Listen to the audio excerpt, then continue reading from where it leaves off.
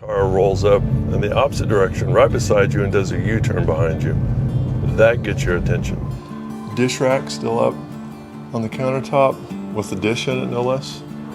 I guess no fluorescence back in those days, huh? What if that's authentic? Sure looks like it.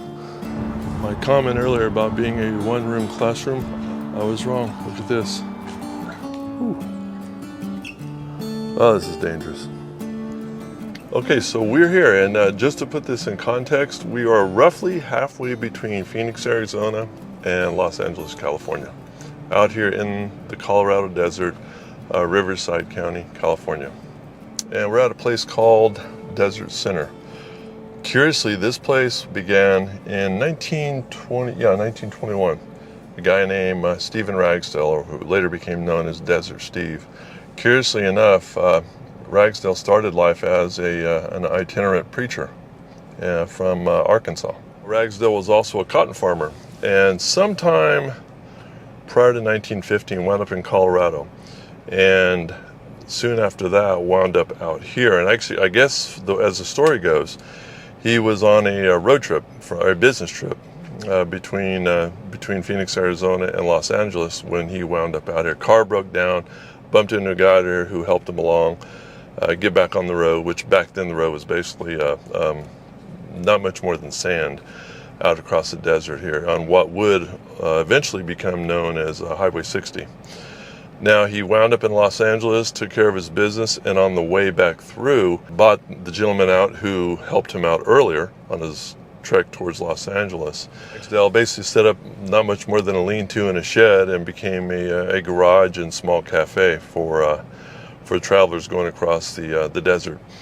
When they relocated the highway, which again would become Highway 60, which is this location here, he would relocate his business and set up shop here. The original buildings being a repair shop and I guess a small cafe. And I think the post office as well. Now, in addition to the post office, the original buildings were, of course, the cafe I mentioned before, a gas station, I guess a large service garage was built as well, and then a market, which is across the street. And again, we're going to look at all those things here today. Yeah, there's still quite a bit here. Nothing of what once was here, but definitely very indicative of a lot of activity. This place obviously was hopping back in the day. And by the way, I should mention, the reason I'm in my car is it is extremely windy out there today.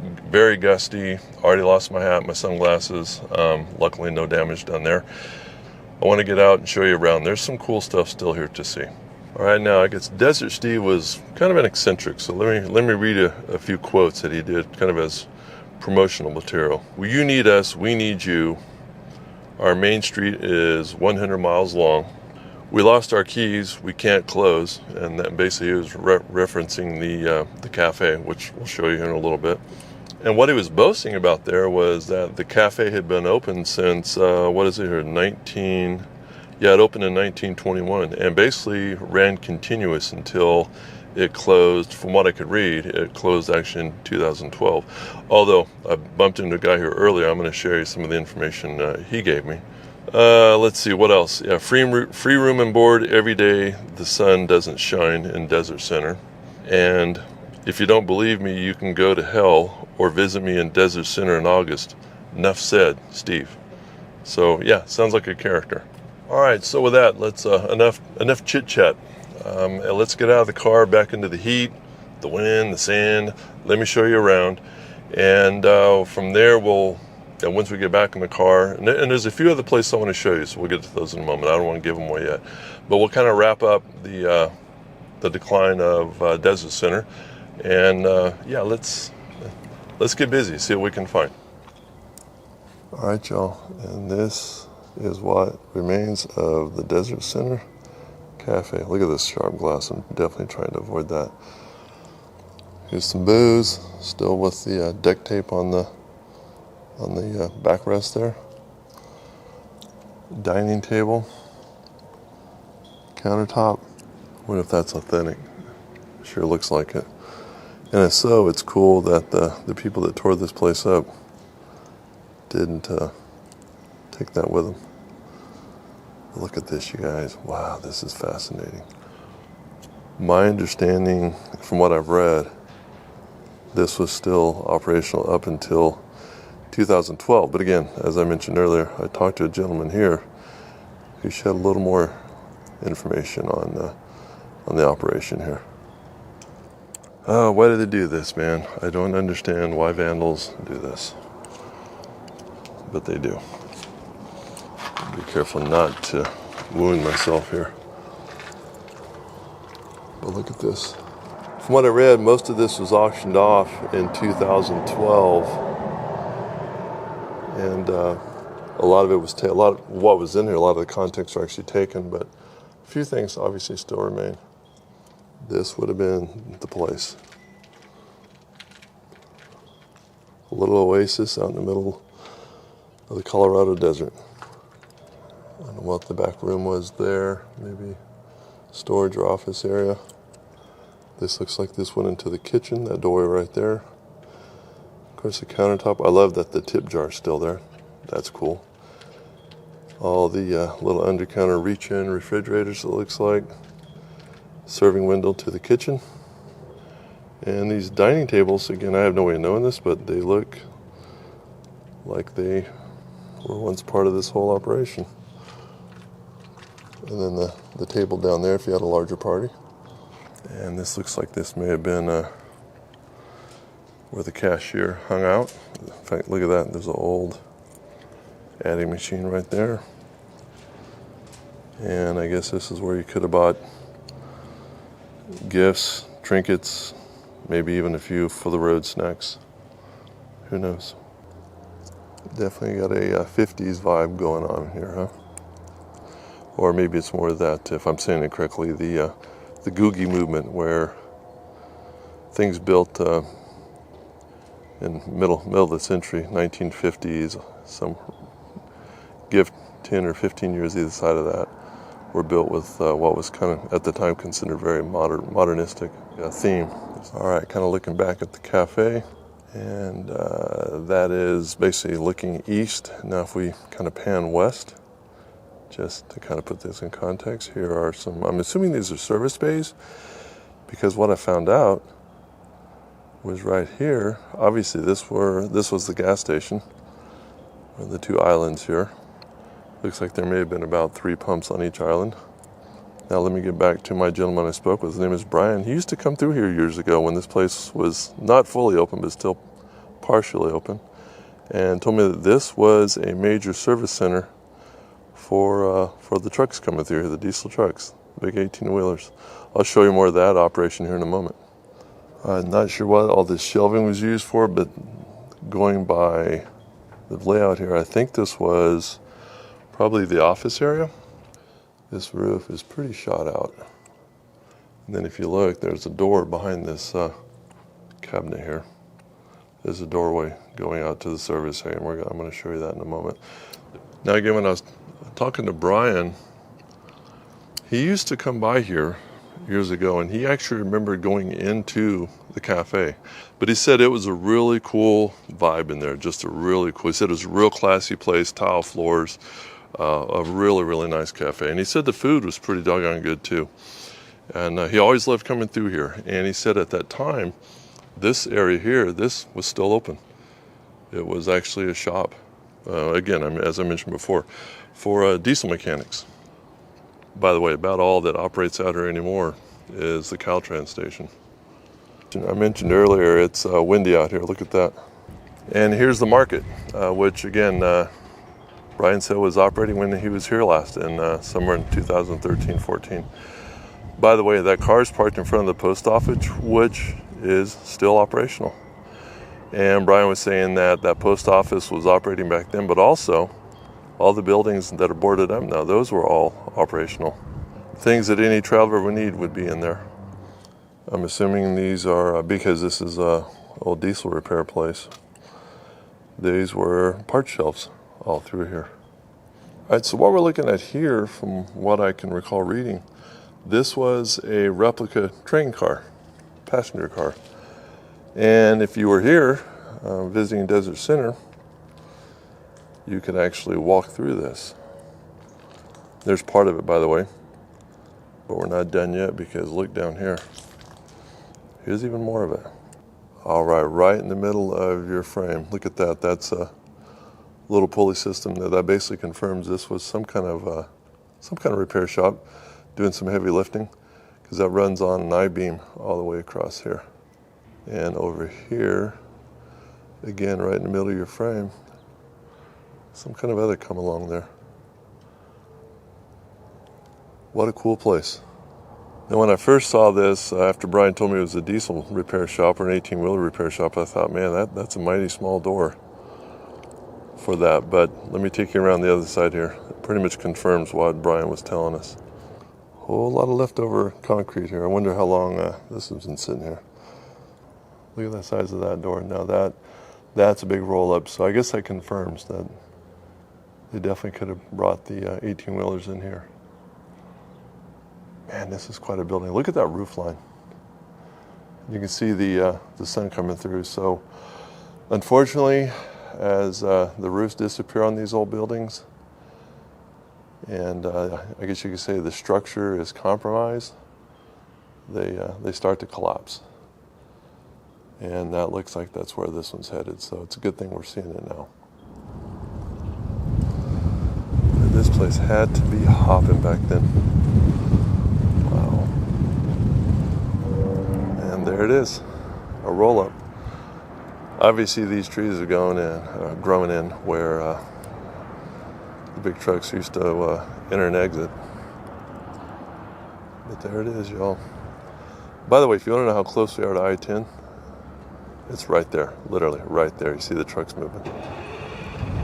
You know, whenever I visit these places, it's interesting because as remote as they seem today, this place began here in was first built on in 1926. You think about it, that was far more remote than it is today. So I'm thinking, boy, this place had to be a welcome destination, kind of like a desert oasis to the travelers coming across here. Because this is in the middle of nowhere. Now, according to Brian, when he came through here, the cafe was still operating, was still in great shape. Post office was still open. The market was still open that I showed you across the street, which we're going to head over there now. But he doesn't remember this gas station being operational at that time. So I guess maybe this is already shut down.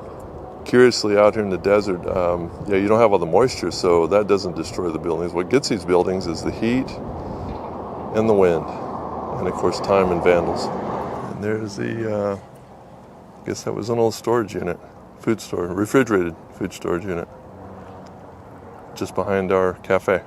I'm sorry, our market. Now earlier I mentioned that once you lose the roof on one of these buildings, they quickly decline. And Brian was telling me that's basically what happened here. That once they lost the roof on this, I guess they lost it in a windstorm from what he remembered. I haven't read how it was lost, but he thought it was in a windstorm. And the front of the market.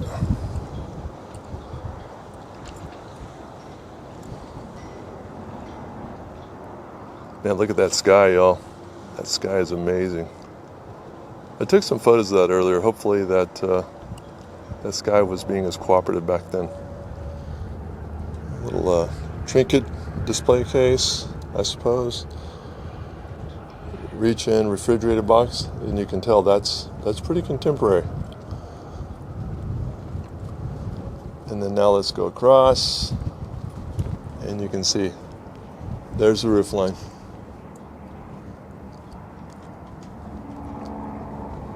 This looks like this may have been where you checked out, I suppose. It's where the clerks would have been. Some shelving behind us.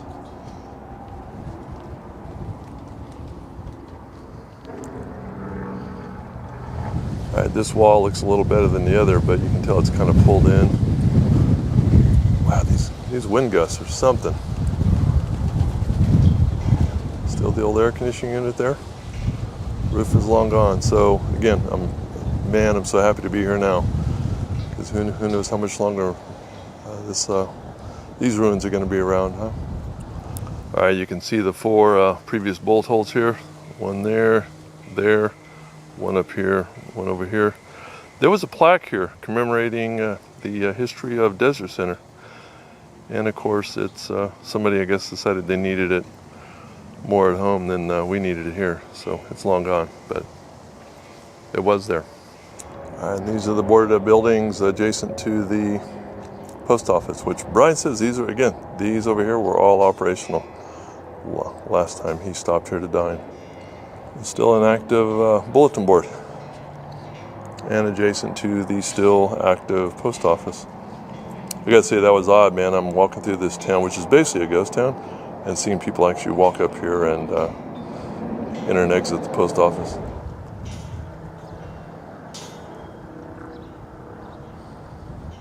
I don't know if I mentioned this before, but Desert Steve actually built a swimming pool here for travelers. Again, this is way back in 1926. He called it the Plunge. It's behind that fence with a no trespassing sign, so we're not going to go up on top of it, but I'll get a little bit closer. You can still see the metal rails off on your right-hand side over here, and then straight ahead towards the back of the pool. Oh, you can still see the, I call it the bathtub ring, where the water line was. Look at that. Oh, that is cool. That is cool.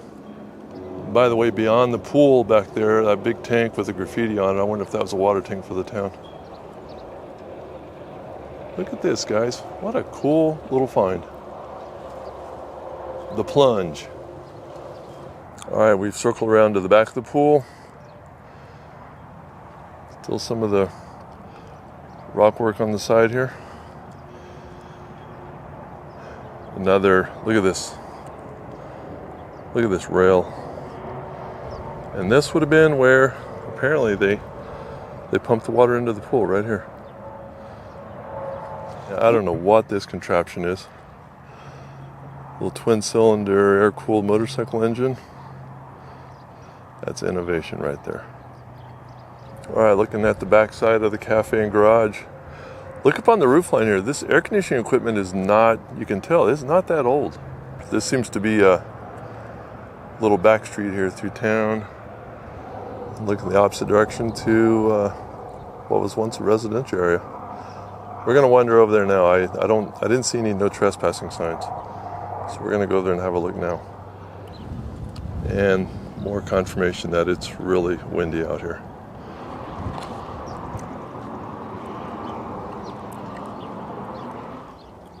Wow, look at this. Maybe a living room, something like that. I like that look. I love it. A little shelf still in the corner. Old box string through the arched doorway. Oh, that's awesome. Oh, and look at this. More box string, mattress. Look at these arched doorways. That is so cool. And this looks like it's all part of the same house. Oh, look at this. Look at the archway there. Cool little design piece. I want to show you something else here real quick. In the back there, there's the restroom and the wash basin. This is awesome. A little closer view of that cool little archway. And on the far end of the house, obviously what was once a bedroom. Another archway. And if it exposes correctly, another bathroom back there. This is stuff I find that's really cool, where it shows that they at least made a little bit of effort to give it some design flair. Look at these entries. I can imagine at one time there were flower beds over here in these open spots. Somebody took a lot of pride in that, I'm sure. Or at least I'd like to think so. Another look into the back room here. I think that was the front room, living area to our left, and down the hallway. Yeah, I mentioned earlier, once these roofs are gone, the buildings are gone. Look at this one. That is just about done. That looks like that is one windstorm away from going down. Wow. Yeah, I said it before, I'm so glad I'm here right now. I got a feeling by the time I get back through, this will be gone. And just behind her, a little south of it, the neighbor. This roof looks in much better shape. Yeah, and just looking at it from here, I think the inside's in better shape, which again would make sense considering this is still protected. Let's have a look.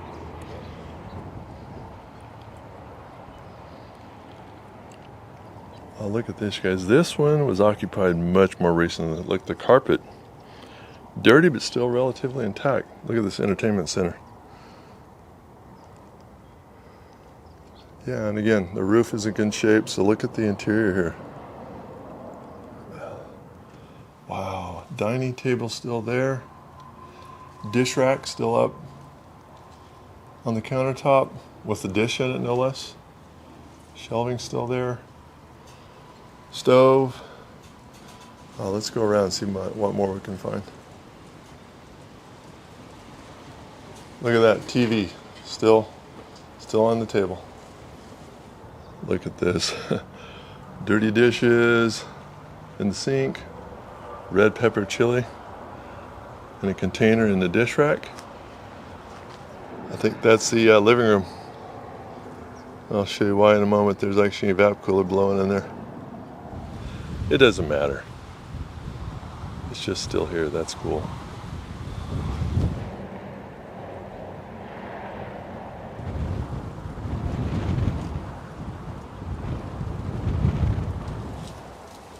Look at this, man. I'm not sure what room that was. Still has some recliners in it. Chairs. This was obviously a bedroom.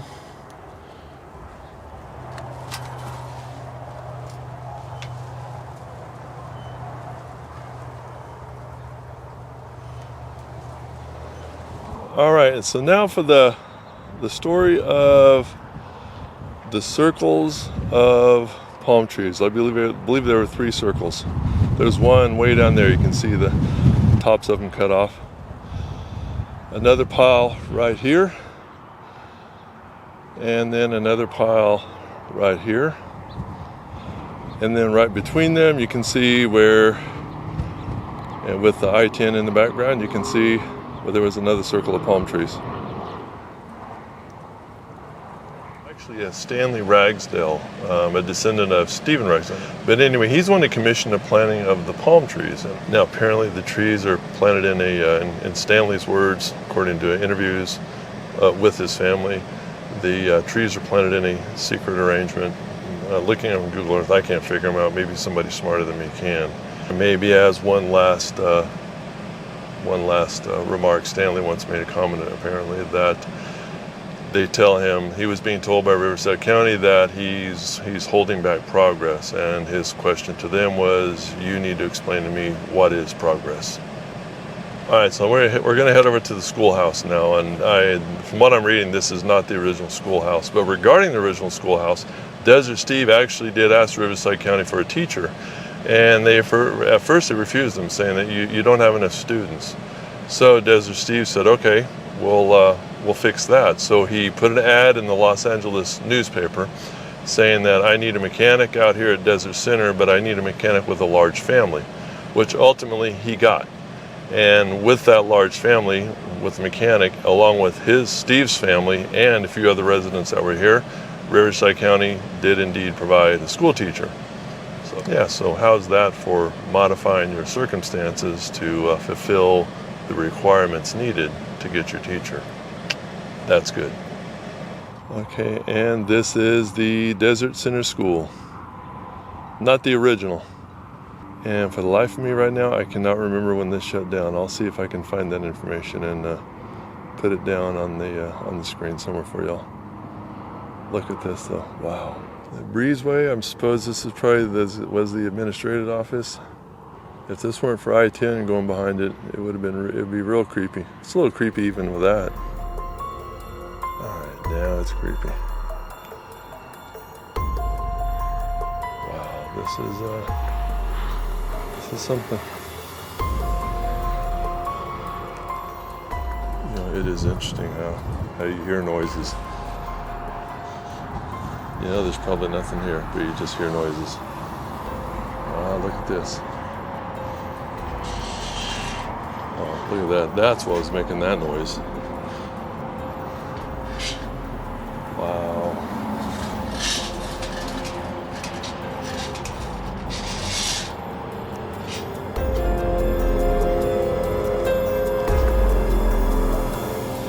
I'm assuming this was the admin. Wow.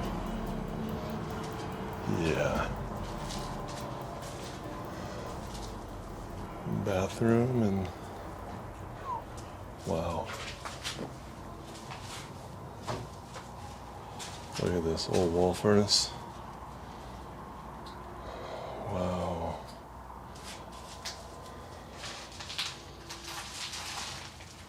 Kitchen area. So I guess this was the administration area, and maybe even a staff break room. Water heater, and back into this main area. Oh, look at the old firebox.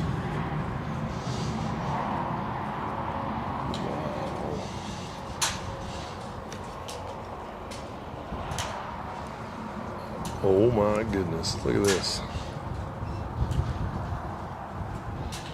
Again, look at that roof. This building's probably not long for us. It looks like all students were in the same classroom. I guess this is a stage area. Right in the classroom. That's efficient use of your space, I suppose. Look at this.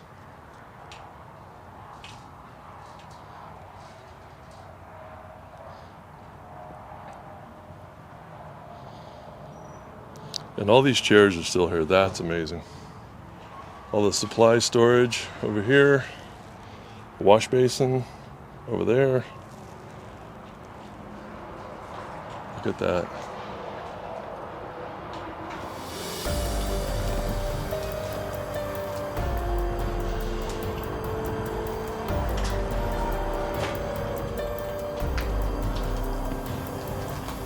Oh, look at this. There's your roof access. There's your heating system. What's been interesting to me throughout this whole time here in Desert Center is how much of this is still accessible. Now, obviously, the downside to that is we got all kinds of vandalism and graffiti going on, but it's just wide open. I almost think I shouldn't share that because the wrong people might read into that opportunity, of the unsavory kind. But it's entirely accessible for the most part, and that's which also indicates that I guess nobody's putting much value in it anymore. Just I guess let it go, right? Now, having said that, Brian, the guy I talked about earlier, had some interesting insight, being someone who comes to this area quite often. Now, according to Brian, there's still a lot of truck drivers park here at night. And he said this place will fill up at night on quite often. It'll fill up at night with truck drivers. And he said you could have some kind of a small operation here, cafe, a hotel, something like that. So he's thinking this could be revitalized on a smaller scale. So, yeah, valid point.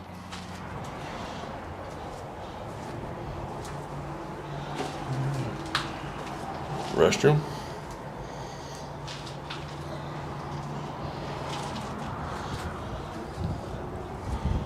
This looks like it's probably some kind of a storage room.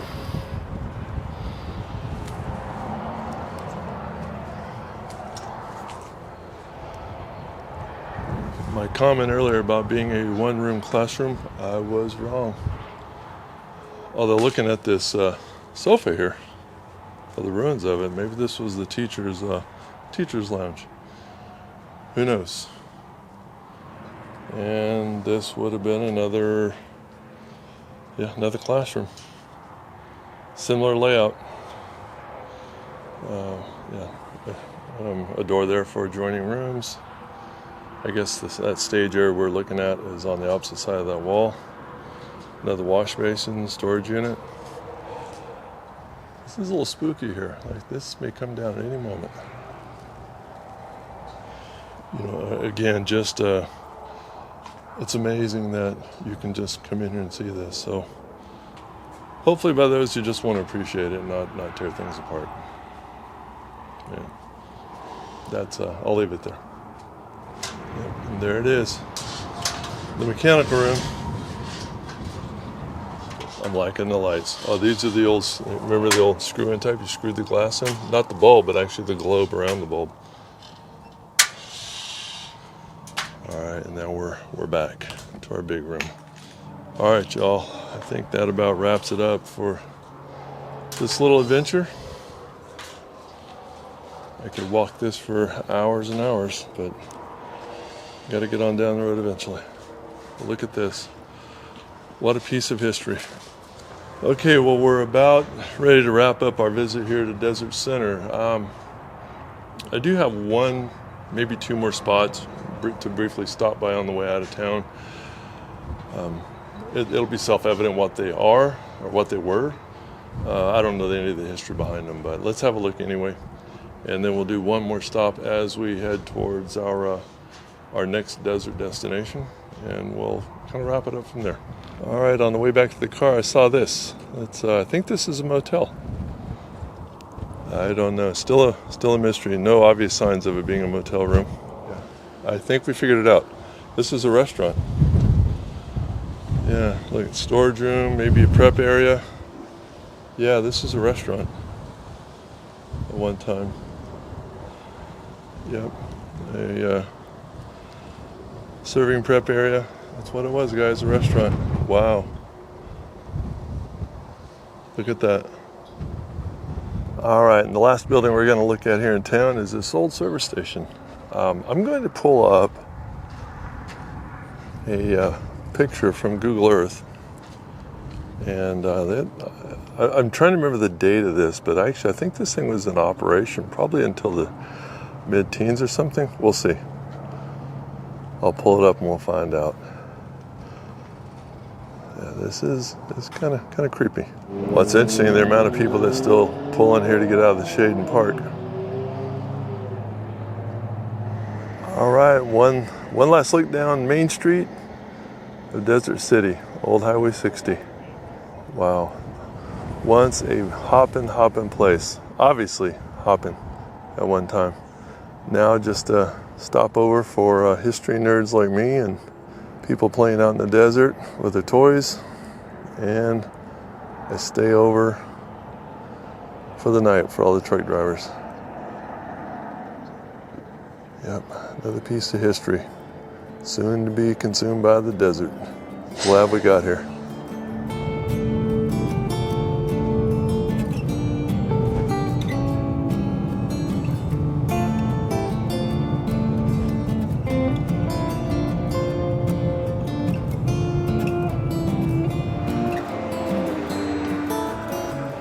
All right, so we've just come a few miles down the road from west of Desert Center and found this old service station. I saw this on Google Earth, so I knew I definitely wanted to stop and look at this. It's kind of a curious location because it seems like people would have stopped at Desert Center, which meaning they probably wouldn't need to stop here. So curious location. And as service stations go, probably one a little more in the modern era. This doesn't look to be as old as the one in Desert Center, dating all the way back to 1926, but nevertheless, another piece of history. But look at this building off to our right here. Yeah, so what do we have going on here? Foundation of something. And as suspected, look at this. Look at all the charcoal ruins back here. Lots of charcoal. So I suspect it was burned to the ground. And if you look at the bolts here, see the bolts sticking out of the concrete? No evidence of any wood remains. So yeah, this looks like this burned down. So what was it? Cafe? I'm guessing. I'm suspecting cafe. If you know something or think something different, please leave a note down below. Let us know. But what a cool little find. Again, just a few miles from Desert Center, just to the west of it.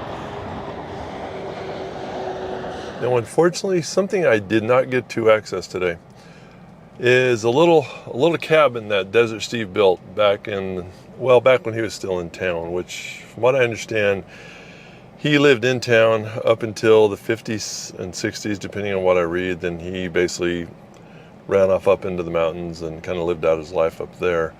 Prior to doing that, though, he actually had a cabin it would be on the south side of current day I-10.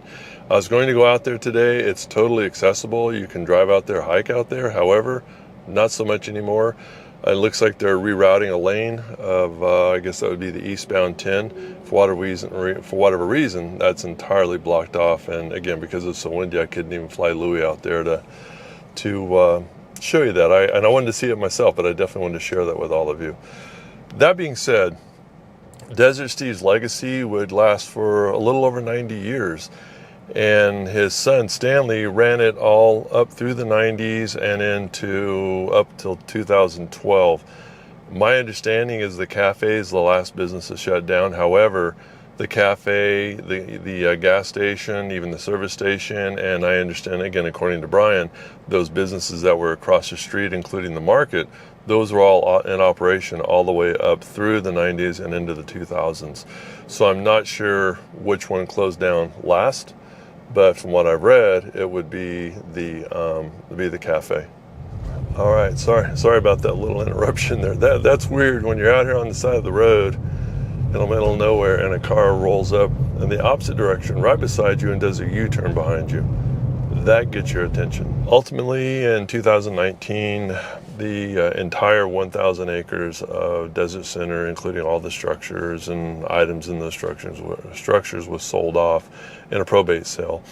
And that was 2019. 2021, that sale was approved by the courts. And the final selling price for all of that was $6.25 million. So what's going to happen with Desert Center? Apparently nobody knows. Looking at it today, nothing's happened to it since it's been sold, if it was even sold. I've not found any information beyond 2021 to see if the sale was actually ever made. Apparently it was a gentleman out of Los Angeles who wanted to, it kind of sounds like he wanted to do what Brian was talking about. He says, well, we want to look at all the buildings, see what can be saved, see what can be salvaged, see what we need to demo. And then he wanted to basically turn it into a truck stop. So again, I think Brian's point is valid. If that'll happen, time will tell. And so that's how it turned out today. I thought I'd be here a couple of hours. I'm looking at the clock. I've been here right at 4 hours. So that means we had a good stage to play on here. And I hope all of you enjoyed that. I know that's fascinating to me. I love finding this stuff. It's even more fun to report it and kind of record it for eternity and document it. And again, get these buildings and get this history saved while we still can, because as you saw today and you see in a lot of my videos, this stuff, its fate is sealed. It's doomed. It's not going to be with us a lot longer. So I appreciate you guys coming along. I hope you enjoyed it. Please comment, add anything I missed, correct anything I got wrong, let me know. And again, as always, thanks for tagging along, and we'll see you in the next video.